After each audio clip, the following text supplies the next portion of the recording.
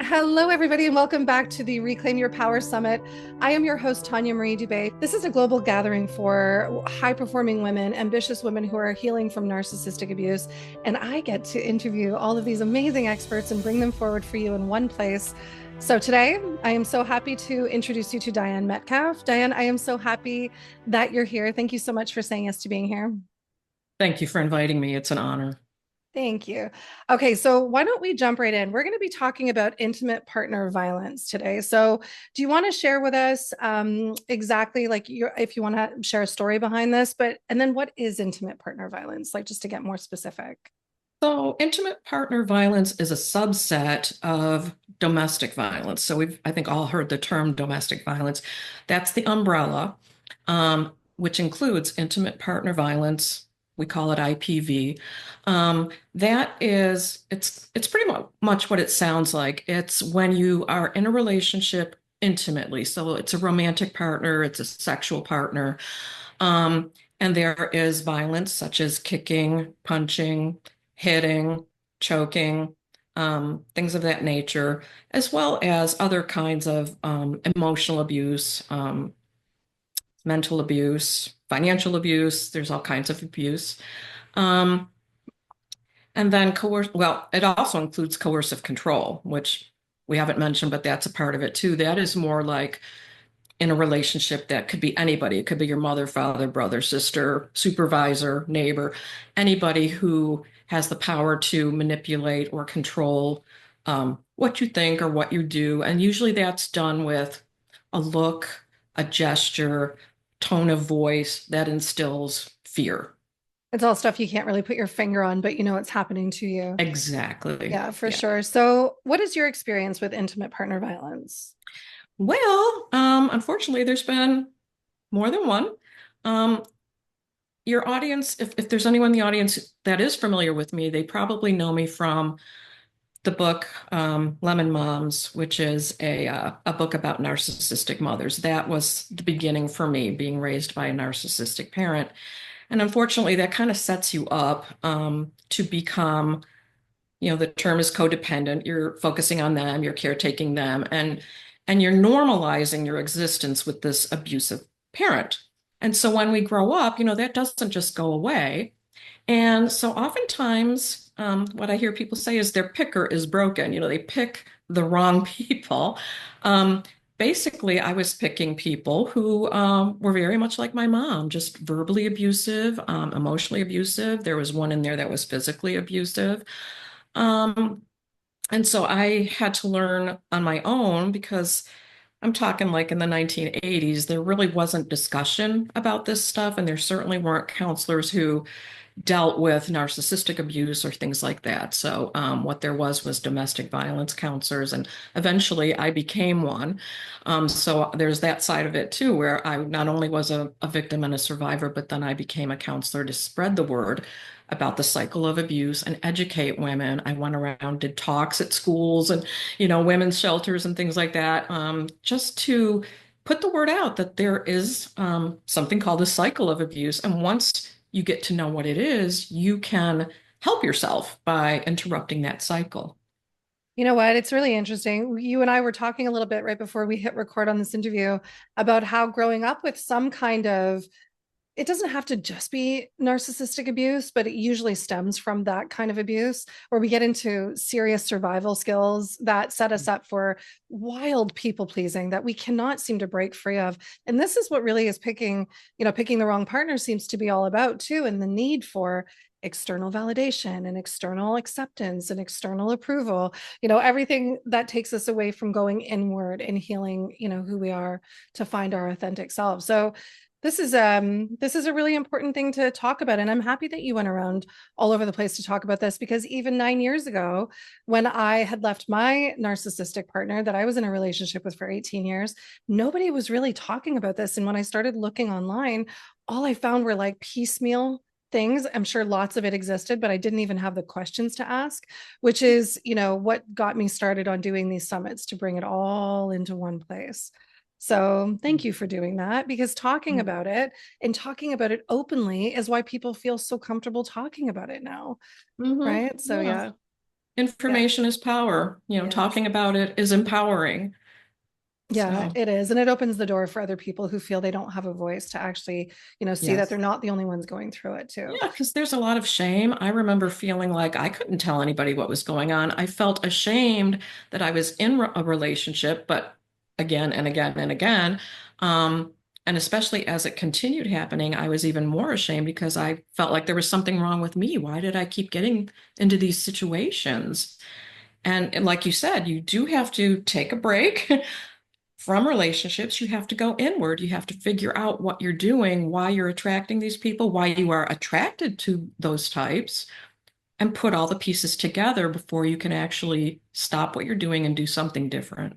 Yeah. And can I mention one more thing too? Excuse me, because you're just talking about shame and, asking like why, like what's wrong with me? Like that's a feeling we all have.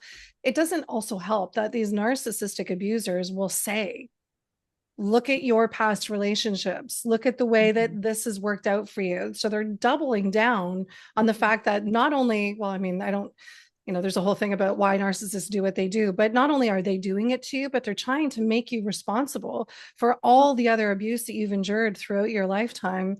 So Right. then we really do walk away feeling like this is something, something that's broken inside of me. And it's really not. That's the thing. This is not, like I always, especially when I was coming out of those relationships myself, because for me, it was a mom just like you. And then it was intimate partners. And then I had some friends sprinkled in there, with narcissistic tendencies or traits as well. And I just couldn't seem to get myself, free of these people for the longest time. So I wasn't aware. I just didn't have the questions to ask.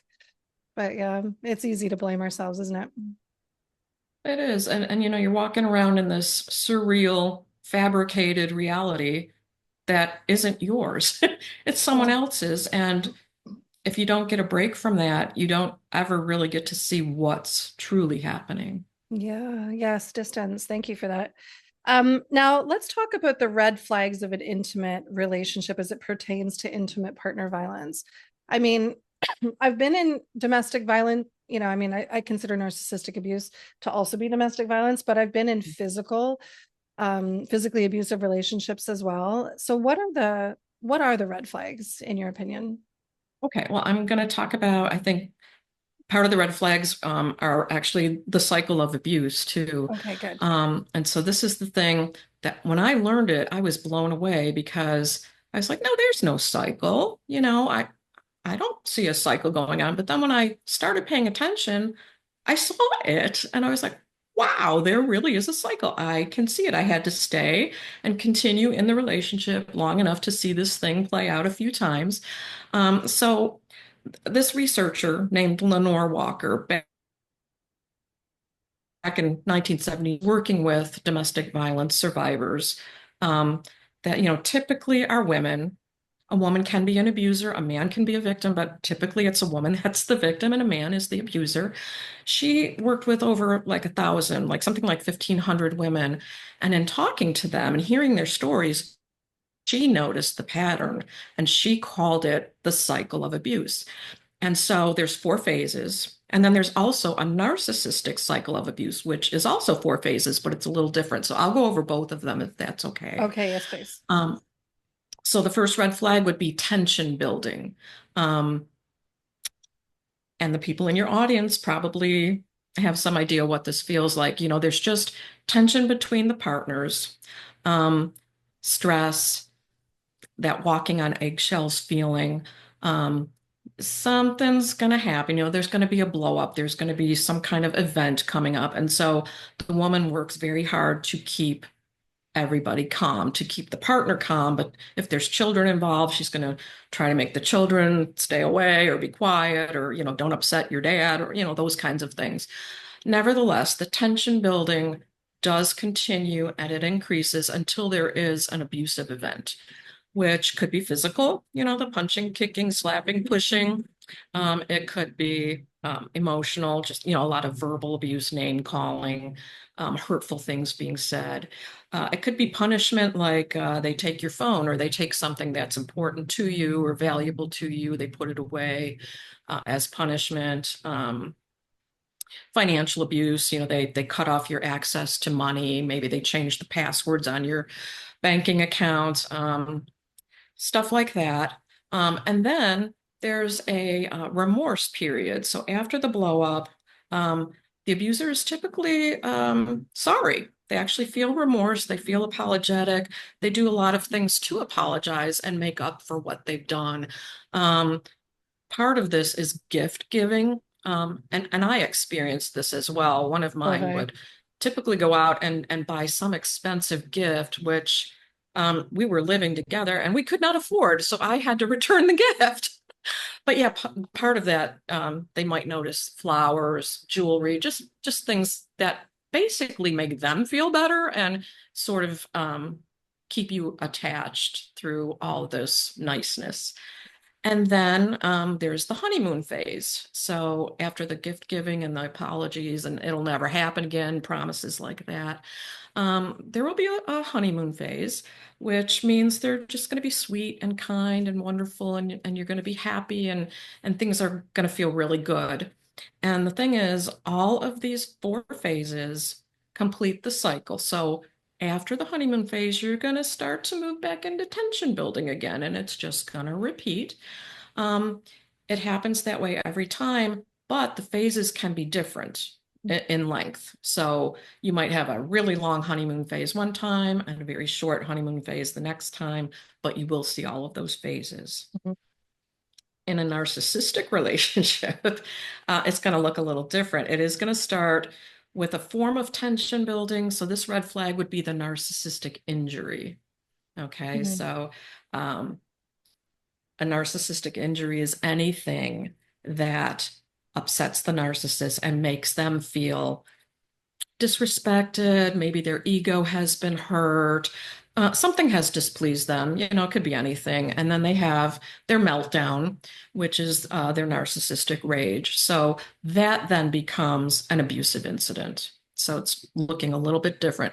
The abusive incident can be exactly as what I described before. It can be physical, it can be mental, emotional, financial, anything. Gaslighting is part of that abusive event. And then because narcissists do not feel remorse, they don't feel guilt. I mean, they just don't, they Care. don't have that. They're not wired for that. They're not going to feel, bad or apologize. There's going to be role reversal instead. So they are the victim, poor me, and you are the abuser. You did this, you said that, you didn't do this, you didn't say that, you should have. And they are the hurt party. You are the bad guy. And then, that will go into narcissistic empowerment. So there's no honeymoon phase. Now they are just completely empowered. They are vindicated. They are justified. They are righteous. And they're just more powerful as a narcissist. And then it goes right back into eventually another narcissistic injury. And that cycle will repeat. Oh my gosh. You know what? This is amazing. When I was going through, see, I didn't understand what narcissistic abuse was all those years ago, right? When I was in it myself, and I would go through these phases, the narcissistic abuse phases. I've been through the first one, just the, excuse me, the intimate partner violence one, but I've been through that even with bosses. Like it Yeah. was like the weirdest thing to be demeaned and put down and screamed at in front of a whole office, and then to come back after lunch to flowers and chocolate sitting on my desk. Oh Like my goodness. I So typical. so Yeah. typical. Like, yeah, so there was that. And I experienced a lot of that in my life, that kind of relationship. And then the narcissistic abuse one, it's the craziest thing with narcissists because they can be in the room with you 1 minute and everything is perfectly fine. And they leave and they come back and suddenly there's something wrong. And I always call this, narcissists are constantly in their heads like 100% of the time. And they're creating a scenario where Diane has already done something to them in their mind. Diane is doing something to them now, or Diane will be doing something to them in the future. And when they create these scenarios, they're literally like the way we were when we were like 12 years old and we were in junior high school, or grade 6. And we were like, she said that to you. I can't believe she said that. And if she says that to you again, then you should say this. And we get into this this narrative. And so this is what narcissistic abusers do, like full grown adults. And they come back into the room performing off of the scenario that just happened in their head. So there's Oh, yeah. no fixing it. There's no, once we realize this piece, like this is the piece that I realized, and without knowing what narcissistic abuse was in my relationship, I was like, this is crazy. This is Yeah. just crazy making on another level. How do you compete with something that's going on in their Yeah. mind? Yeah. And I used to be feeling very confused because of the juvenile behavior. It's like, this is an Yes. adult person, 40 years old, acting like a 10-year-old little boy, Yeah. basically, and expecting me to respond, I guess, like an adult, but also then resenting me for being the adult. It's like you can't Yeah. win. You can't win, right? And this You piece here where can't. you're talking about the third phase, the narcissistic empowerment, where they're feeling so righteous. It's because in the phase before that, we feel like we need to apologize Yes. for something that we didn't do, but because they're Yes. so injured, we feel like maybe we've really done something and gone too far. Hmm. Meanwhile, they're like lying to us and doing whatever they want behind our backs. It's absolutely unbelievable.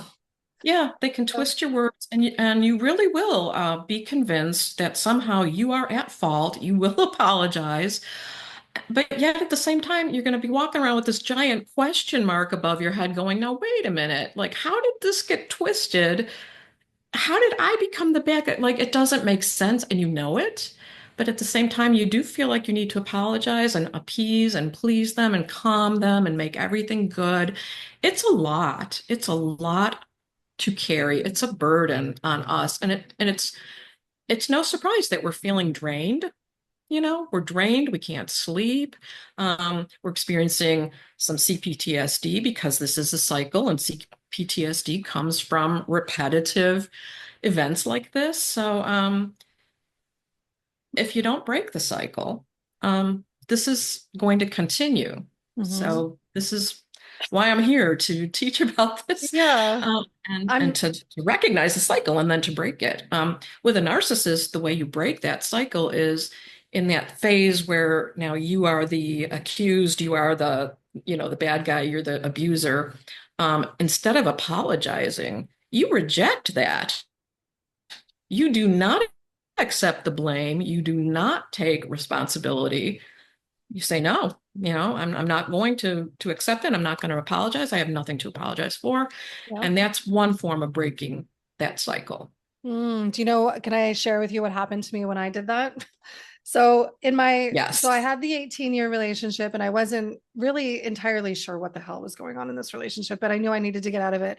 So finally I did. And I think one of the reasons that I didn't was because I was afraid that I was losing so much or I was going to wreck everything for everybody. I have children, so I just wasn't even sure of like what I was doing. Do we just blow up our families because we feel so uncertain, right? And the answer for me was yes. But then my partner, after Yes. that, when I was starting to really learn what this was and what was happening to me, of course I called in another narcissist because I was in the same vibration energy. When he did something to me, well, I'll just share it because we all go through it. I found out that he had been talking about me behind my back to his entire family. And so in that scenario, to my face, he was saying, they love you so much. They love you so much. They want to get to know you. And I was saying, well, that's great that you're saying that, but it doesn't feel that way when I'm around them. So I found out that he had been running this whole game behind my back. So when I found that out, I confronted him with it. I was stronger now and I was able to do that. And then he did that narcissistic injury. And I remember him saying to me, and he said this to me over many different horrible, disgusting things he said. But one of the times, specifically about this one, he was like, he said to me, this shows me a lot about you as a person, Tanya. I can tell that there's something wrong with the way you think and who you are because you should know that I didn't mean anything bad by that. And I was like, Wow. since when is it our job? And I'm using this very specific example because I know tons of women go through this.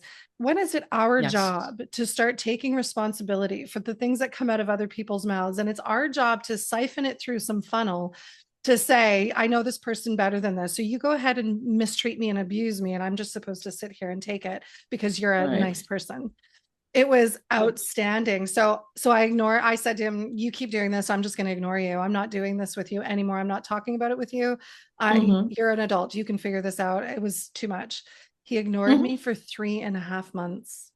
Hmm. Yeah, I'm not surprised by that, Isn't that but wild? yeah. In the same house. I'd never experienced that in my life. Oh yeah, yeah. I was blown away. That's Anyway, awful. I mean, yeah. that's the silent treatment. I mean, that's a horrible punishment because it keeps you guessing, and Yeah. like, when are they going to talk to you again? When are they going to welcome you back in to their life? And so it keeps you focused on them. Walking on eggshells, not knowing what they're going to do next. Yeah. Very Yeah, awful. yeah. But that's a good point. He was gaslighting you. So they'll pull out any tool they have to regain control. It's all about dominance and control. So none of this is our fault. We are not the bad guys here. No. This is about their need for dominance and control. And they Yeah. have a lot of tactics to exert those in a relationship. And once we do start putting those boundaries in place and having that standard for our lives, they will Yes. push back. Do need to say that they will push back, and it doesn't always, look very nice for us. So, Oh, yes. when we Yes. start to stand up to them, it's a really good idea to know exactly what you're doing, and Yes. like forming that safety plan, which we're going to get into when Oh, at the end of yes. this interview. But now let me shift this just a little tiny bit because this summit is all about reclaiming power. What do Yes. you say to your clients about mindset and self development as they're moving their way through the recovery piece? Well, one of the things I say often is stay fiercely on your own side. Set the Mm. boundaries. Boundaries were a thing that I did not grow up with. I didn't even know what a boundary was. I didn't know that you could have them and that you could create kind of a safe space for yourself by creating some and then enforcing them. You have to maintain them or they're no good. So, one of the first things I teach is how to set a boundary that they're comfortable with because it's intimidating to set a boundary. And it's scary when you think, ooh, I'm going to put up this wall. And I'm like, it's not a wall. A boundary is the line in the sand for you that when that line is crossed, you do something to remove yourself from that situation or to protect yourself in that situation. It's not about them and it's not for them. So, like, for example, one of the first boundaries that I created was with my mom. Whenever she would start to get nasty. I'll just say nasty. Just judgmental, picky, critical, pick, pick, pick, nasty, nasty, not saying anything nice, tearing me down, basically. Um, I would end the conversation, just, oh, gosh, look at the time, gotta go. Or if we were face to face, I'd be like, oh, you know what? I need to go over here for a minute. I need to use the bathroom or I need to check on my kid or whatever. I found a way to make a break. And when we go back to the conversation, if she started again, then it would be, okay, I really have to go for good now. I'll talk to you in a week or two. So, Mm. like, that was a scary boundary for me. And it sounds pretty simple, but I would have to decompress and, like, Oh, do yeah. some calming exercises after I, stood up for myself in that way. So I think boundaries and standing up for yourself are like the two biggies. And then you learn how to use your voice, and stand up for yourself. It doesn't mean being mean. It doesn't mean picking fights. It doesn't even mean raising your voice. It just means you feel powerful enough to stand up for yourself and say, no, I'm on my own side here. This is not right. I'm going to take care of me. Mm. And I don't know, I'll bring up the gray rock method here. That's a method that someone came up with years ago. I Wasn't it blog and Richard I blogged Grannon? about this. Richard Do you Grannon. know the gray rock method? Oh, yeah. Yeah. Yeah. But Yeah. please go ahead. So that was something too that was very powerful for me, especially like when you talked about, after the episode and how they want to blame you and gaslight you. Gray rock comes, in handy at that point. And that's where you just sort of you go, well, gray rock, meaning you become very uninteresting. You just don't show any Boy. emotion. You don't give them any narcissistic supply. So it's like, whatever, and you just don't give them any reaction at all. And you become very uninteresting to them. And, eventually they lose interest and they will go somewhere else for that supply. So you kind of have to be prepared for that. I find gray rock. So when I was learning about it, the essentials are be as boring as possible, use as few words as possible. If you're writing a giant email, yes, sometimes we do send those, try to delete Yeah, it and only, answer in a few words. But I found that was a really difficult thing to do with like it is. co-parenting, right? Like that was a really difficult thing because the more I would try something like that, the more he would push back and then it would just be awful for everybody, right? So there's a way to maneuver it and to do it and to remember, and I'm only going to say this here because we're talking about it, like for everybody watching, that narcissistic abuse is really an anxiety disorder. And if you can calm them down enough, like when there's children involved, if you can calm them down enough just to, get the point across or to say what you need to say, yes, it Mhm. sounds like a full-time job. And yes, most of us are like, I don't even want to have time for this. But when there's kids involved, it's like a different thing, right? So I found gray Yeah. rocking, there's a way to do it that's different when there's kids involved still. But Yeah, I that's a love great gray rock. point. Thanks for sharing that. Yeah. Yeah. I love that. I love that. I wanted to say too with boundaries, something I just love about what you just explained about boundaries is that it doesn't have to be confrontational. And it doesn't Right. have to be like, don't you ever talk to me like this again, which most of us do want to say, but your way of doing it, you made such a beautiful point. It is so hard for us to do at the very beginning. So just to excuse yourself from the situation is so good because I used to get hives about stuff like this and not Uh, physically, but I wouldn't get physical hives. But I would feel like I needed to throw up, or I'd feel impulse to like anger, like explosive anger, from being treated this way. So I never thought of that before, when it came to, people pleasing, because I find the two of them go together very well, and people pleasing and putting in boundaries. I would defer to say, well, I have to look at my calendar. I can't say yes. I can't say yes right now, but that was my boundary. And that was like I hard love enough. that. I know it was hard enough as it was for me to even say that. I had the worst feeling of letting people down and not being liked if I said no. It was the worst feeling in the world. So I had a really hard time with that. So thank you very much for, explaining that it doesn't have to be confrontational. Yeah, and I love that it doesn't have to be yes or no right there. It can be, hey, give me a minute. I need to check my calendar. Yeah, I love it. I know, thank you. Okay, so now let me ask you this about your personal journey. So for you, you're a high performing woman. You're exactly the kind of woman that these kinds of summits are for. We're healing from narcissistic abuse and we're forging a path. How did you decide to start your business? And what was it that, was keeping the momentum going forward? Like, what was it for you where you were just like, you know what, this is not going to define me? It was in 2018, Mhm. and I was doing some gratitude exercises on my back porch, kind of part of my morning routine. It was really helpful to me. It was something I learned a while ago, and I would just go out there, have my coffee, do grounding, do gratitude. And I was reflecting on my life at that point and how far I had come. And I was just sort of going inward a little bit and thinking, gosh, I've learned so much. I've come so far. I should write some of this stuff down, you know? Um, Oh, yeah. and from that point, it just kept nudging me.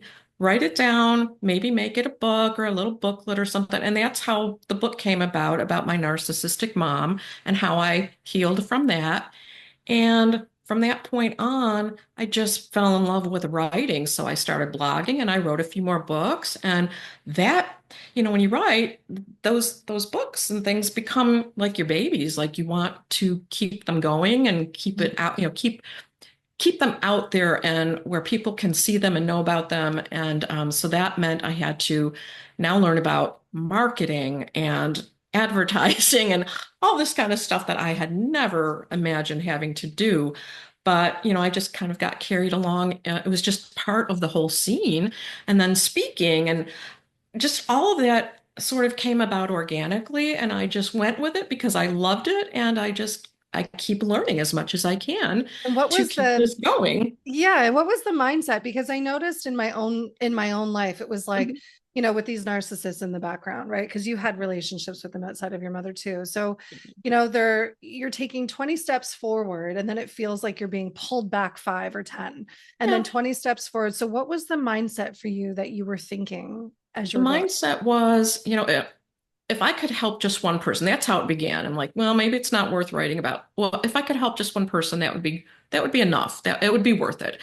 And so I guess that just stays in the back of my mind that this is important work. The more people like you and others that I meet who also have those experiences and who also are doing the work, and then seeing the women who are recovering, they're healing, they're doing the work, they're empowering themselves, they're making their lives, and maybe if they have children, they're making their children's lives better. It's just very gratifying. So the mindset is keep this going. It works, and it's helpful for women like us because we can do better. We just don't have the tools sometimes. And so by uplifting and teaching each other, learning from each other, we can do it. Oh, I love that answer. That's beautiful. Thank you. Yeah, it's really important to remember that we all start from the same place, and Yeah. it's really going to be like digging down and really getting to know who you are to start branching out, like exactly like you said, starting with the journaling and the writing and the gratitude and then moving through those pieces, you go a few levels, deeper. Yeah, I love that so much. Thank you. Okay, so now let's get into your free gift. I want to talk all about your safety planning checklist. And if you want to talk about, exactly what it is, that would be great. Okay, so the free gift is a safety planning checklist, as you mentioned. Safety planning is an important part of this because if you find yourself living with this type of scenario that we've been talking about, you need to anticipate those dangerous moments and have a plan. So part of that is now you know about the cycle of abuse, right? So you're going to start seeing if there is a cycle in all of this, and you're going to be surprised that there most likely is, whether it's non-narcissistic or narcissistic, there will be a cycle. So yeah, once you're aware of this cycle, you can start to be aware that, okay, yes, there is this cycle, and now I can start safety planning, which is basically being aware of the risky times and having a plan to help you either get away from this person or leave the relationship or just be safe if you are not planning to leave, because that's a choice we all end up making. Do we stay? Do we leave? How do we make this work for ourselves? Um, so the safety planning part, there's a lot of parts to it. And some of them are very scary. I think a lot of people listening right now might be scared by some of these suggestions, but I just want you to hear me out. I wish I knew all of these when I needed them. I knew of some of them. For example, documenting any abuse. Um, I did it. I was terrified to do it. This was back before computers were a thing or cell phones. So I literally had to write it out. And my partner, did not allow me to have any privacy. So I couldn't keep a diary or a journal or anything like that at that point. So I had to very secretly, hide my notes. He looked through my purse. He listened to my phone calls. Like he would open my mail. So that like no privacy. So I understand that concern that you don't want to document. But if you can find a way that feels private and safe, document, the abuse, and no matter how big or small. So like if he shoved you or said something very, threatening to you, you write down the date and the time and what was said or done, and you just keep a list of that. And I say that because that could be helpful if you ever need an order of protection. You go to court for an order of protection. I used to be an advocate for women who went to court, and I would speak up for them in court and ask for the order of protection. So you need things like that in order for the judge to take you seriously and grant you that order. Documentation is always very important too when you're leaving, as far as if you're divorcing. Um, the Mm. other parts of safety planning would be identifying an escape route or place. So when I was going through one of these scenarios, we lived in a third floor apartment. There was one way in and out, and there was a balcony. So when I knew the abusive event was coming, I would never be near that balcony because I don't think that would have ended well. I made sure to always be near the door, and a lot of times he would block that door so I could not get out. But I tried. So this is what I'm saying. Have an escape route, have a plan, have a couple of ways out if you can. if you can get yourself out of there before the event, just, hey, I have to go to the store or I'm going to go run over to the neighbors or whatever. Get yourself out of there. Take your kids with you if you have them and avoid being there, for that explosive event. Okay, so the bug out bag is for me, I had an old gym bag that wasn't being used in my closet. And so it was something he was used to seeing, so I didn't have to hide it. It was kind of hidden in plain sight. Mm, But in that gym bag, I had put a list of my emergency contacts. And I didn't have a phone then because phones weren't a thing. But even if you have a phone, I would suggest printing out a list of your emergency contacts mm, because if he takes your phone or you're leaving in such a hurry, like you don't have your phone with you, it's good to have those emergency contacts printed and in your bag that you can grab on the way out. mm, So it really should be something that you can easily access. Some people have to actually hide it, which can be an issue. But you're going to keep a change of clothes in there. You're going to keep things like birth certificates, your children's birth certificates, an extra credit card if you have one, like a secret credit card, information about any bank accounts. Think about all of the things you would need access to if you left in the middle of the night. mm. Those are the kinds of things you're going to put in your escape bag. And when things start happening, you grab that bag and you get out. Wow. Um, I even suggest if you can, like money can be an issue here, right? A lot of times the abuser controls our access to money. And I'm real aware of that because that happened to me too. But if you can get a prepaid, what they call like a burner phone, keep that in your bag too, because even if you have your phone, if they're in control of the finances, they can turn your phone off. So you're going to need another way to talk to people, call people. That's why you have your printed list of contacts and this extra Wow. phone if you can. Yeah, I mean, Wow. I'm probably going way out here. Like most people will think, oh, I won't ever need to go that far, but you never know. And I don't know anyone's circumstances, so I don't know what they need. If they think they might need to go this far, then they should absolutely do it. You know what? I Um, think that when we've been in these kinds of relationships, it's always just a good thing to know that you're steps ahead of anything bad ever happening. So, yeah, absolutely. I think that just because we're not going through something now doesn't mean that we wouldn't be going through it in the future. And yes, yeah, yes. thank you. This is a great, I like the safety checklist. Is there anything else you want to tell us that's in it? Yeah, I would put in a change of clothes for your kids, doctor's names, vaccination records, extra medications if anybody is on medication. Just think real hard about what you might need if you had to leave, like I said, like 1 or 2 a.m., which is a lot of times when women end up leaving. It's always the wee hours, and there are certain times when women are more vulnerable to these kinds of events happening. You had asked earlier about red flags. Pregnancy is a real risky time for women, and so is right after having a baby. When you're thinking about leaving or when you're telling him you're going to be leaving, that is a very risky time. I So say the never tell them the exact date. If you're planning no, on leaving on Tuesday, you tell them you're leaving on Sunday. You don't let yeah, them have any, don't even let them know that it's happening. Mm. no. And holiday time is also a very risky time. Those domestic violence hotlines get spikes, surges in calls during Thanksgiving and Christmas. So this is a thing, this may be surprising to a lot of people that think they're going through this alone. They're not. No, These not are at all all. well-known things about domestic violence. So, uh, Wow. Thank you so much for this. This is really amazing. To everybody, I implore you to sign up for it. It's not going to hurt you to have this in your back pocket for yourself or for exactly. someone that you know or that you suspect is going through this. So thank you so much. Diane, this has been so awesome interviewing you and sharing this space with you and having this conversation. I really appreciate you and thank you very much for the work that you do.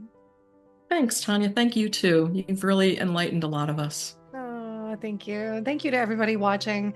You're watching another episode of the Reclaim Your Power Summit. This is a global gathering for all of us women to get together who are healing from narcissistic abuse. So thank you so much for showing up again, and we will see you next time. Bye bye.